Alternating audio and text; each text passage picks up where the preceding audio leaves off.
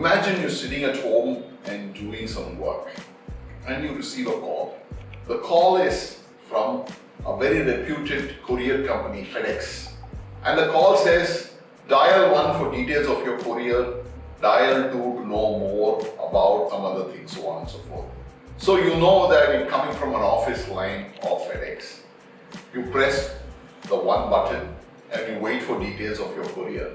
And on the other side, there is a man calls you by your name and says, your courier, which was meant for some other place, has been intercepted by the Mumbai police, suspicion of carrying narcotics. And you are thrown away because you're a respectable individual who is in a social environment where these things don't happen. You panic and you protest. You say, it's not my parcel, you got it wrong. The person says, I reached you through your Aadhaar number which is linked to that parcel, so I know it is you. There could be a mistake, but you still have to present yourself to the Mumbai police. Please make sure you arrive as early as possible.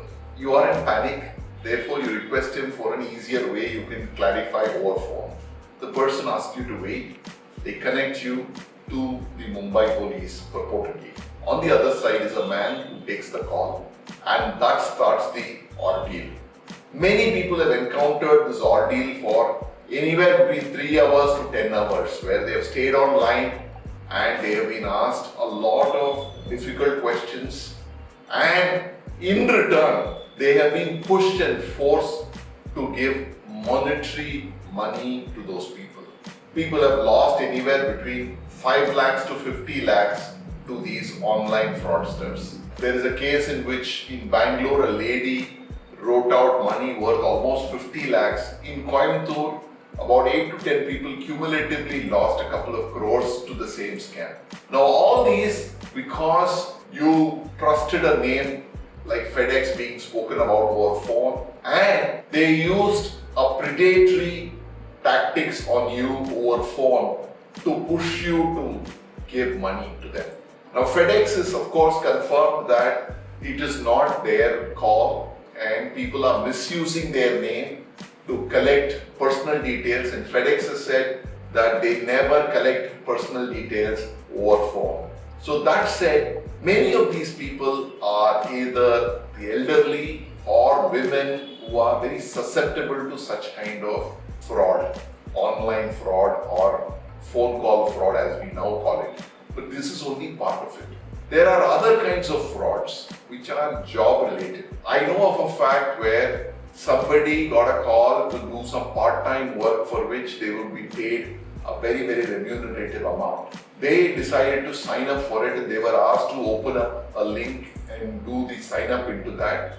In that they were also asked to open their net banking account and add that net banking to that, because that's the only way the payment will happen to them.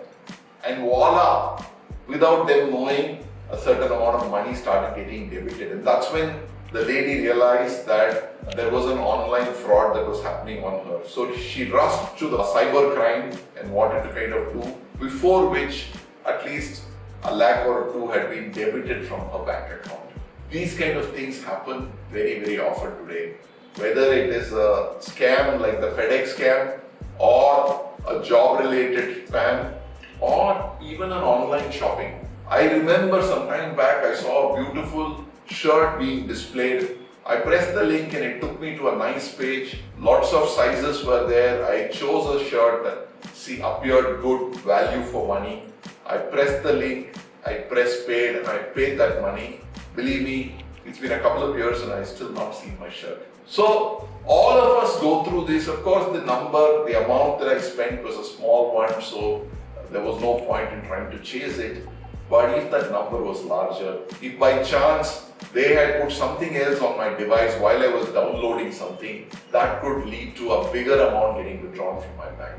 So there are lots of Trojan software that gets into your phone, which then kind of acts against you in kind of delivering a certain amount of money away from your bank into other channels. So one needs to be careful, one needs to be alert. We cannot stop these scams, we cannot hope they will never happen, because as communication improves, people who are going to misuse this are also going to be on the rise. But there are a few smart ways in which you can recognize them and you can stay at guard. The first one is when you receive a call, all these scamsters use a certain urgency about the call to their advantage. Never get into the point that you need to urgently deliver something. Never do that. Anybody asking for your personal details over a phone call, somebody you have not met, is a warning sign. Do not oblige. Cut the call. Third, many of them use similar names but not the same. For instance, there will be a spelling mistake, there will be a distinctly different spelling for the same popular company that you are looking to deal. If it's a call from an unknown or an unsolicited number, that's again a warning sign. You don't need to take all calls. You can just avoid. But if you have taken, unless you are able to verify the true identity of the person on the other side, do not divulge any further details. If the caller on the other side threatens you or intimidates you with information like you could be arrested or you could be put in jail or use words like that, it is surely a scam call. Police or law authorities do not talk this language over phone, so you need to be rest assured. It is usually the elderly or the women who are far more susceptible to some of these online scams. So it's important that they be educated that in case of a call of this nature they should avoid, or else bring it to younger family members who can handle this more effectively. Never, of course, divulge personal details. Never allow any software to be downloaded onto your device. These are all warning signs. The person on the other side would say, I'm sending you a small patch over WhatsApp. Download it and we can get this fixed for you quickly. That's a warning sign. Anything that you download from another source which is not authenticated can be a Trojan software which can pull money out of your bank account and give you a big jolt. In spite of all this, you may have lost some money or you've kind of been debited from your bank. Unjustly, go and report to the cybercrime site or to your local police station. There is no shame in saying that you have been kind of gypped. Who knows? The police may just know the person, identify them, catch them, and return your money. There is nothing more than being aware and playing it safe in all these crimes.